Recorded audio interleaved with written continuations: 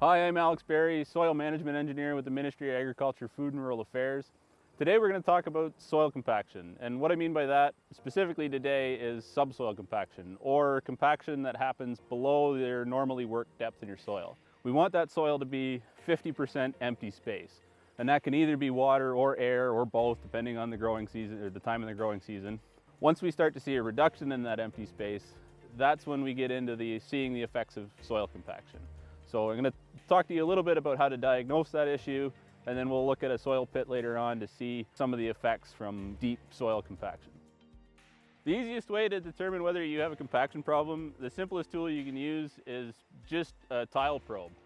So what you can do, you can build these at home, just like a 1/4 inch rod or a 3/16 steel rod with a bulbous tip on the end. And all you're going to do is go to a good area of your field, press it into the ground, and then take that to a poorer area of your field, and you're just going to compare. So the extreme case is if I was to bury that patio slab, that would represent a really platy structure in my soil, and that's really going to limit water movement up and down through the soil profile. I would be able to very easily find that platy structure with this tool.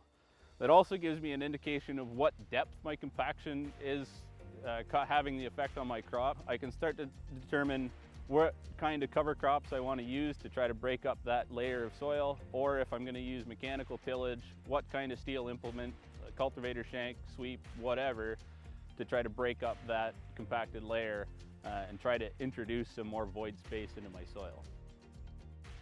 A little bit more scientific method to figure out whether or not you have a compaction issue in your field is to measure your bulk density.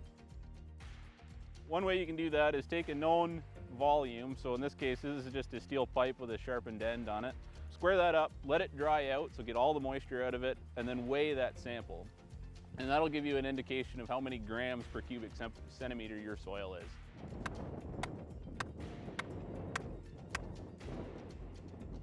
Once you have your bulk density sample collected, you can bang around the steel ring just to loosen the sample up, let it dry out, and then press it out into a tinfoil boat. And then you would of course weigh it, subtracting the weight of the tinfoil. Once you get that weight for your soil, you can use that number to compare it to your ideal soil condition and whether you're higher or lower than what an ideal soil would be. We talked about the bulk density, but if you really want to understand what's going on in your soil, you need to dig a soil pit. I think we dug this soil pit inside of a wheel track.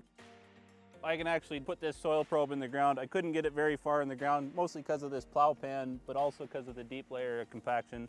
But if I walk out to an area that isn't in a wheel track, I can much more easily push this into the soil.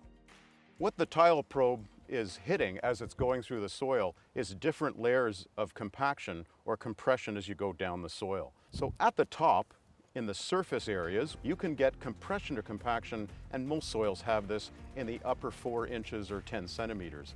And that often forms a platy-like structure, and that's what you're getting right here. This is a little bit challenging for roots to penetrate, and in severe cases, this can be a little difficult for water infiltration into the soil. Down lower though, there's a layer of smearing, and this type of compaction is called tillage compaction.